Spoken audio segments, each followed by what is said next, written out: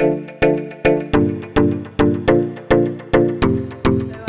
I found out about T-Power through Facebook, and some of my friends had contacted me about it as well, about like the whole changing of like premises and like opening like as a bigger and better thing, basically, like, you know, that involves a lot more than what just an art gallery would.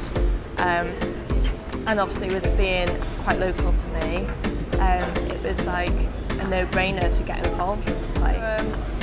Yeah, so when I came here, like everyone was really friendly and really like warm and welcoming. So I got involved with a variety of things when I first started. The on paper exhibition was, I'd say, the biggest thing at the time. Other things I'd had experience with exhibitions anyway, but not on such a large scale with such important pieces of work like that exhibition had.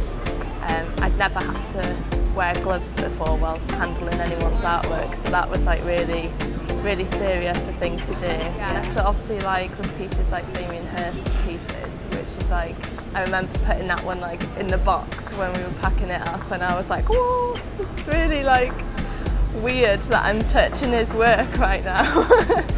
And I helped out with a lot of the children's activities as well, which is a good experience as I want to go into teaching, so that's like really good experience for me to have, and like that's something I knew at the time that I wanted to develop on as well. Yeah, so after volunteering here for roughly about a year, just under a year I think, I applied for a gallery assistant role and got the role, so now I'm working here, which is great, especially like with knowing the place and like having like lots of fun here, knowing everyone and stuff. Like, it's really good to have that job, especially at my age, I think, being only 20, like this is like one of my dream jobs, like at such a young age. It's like amazing. So I would definitely recommend volunteering to anyone that's thinking about it, especially since there are so many different ways in which you can help here and really be like, you know, spend time volunteering here. That would be useful obviously to this place and the community.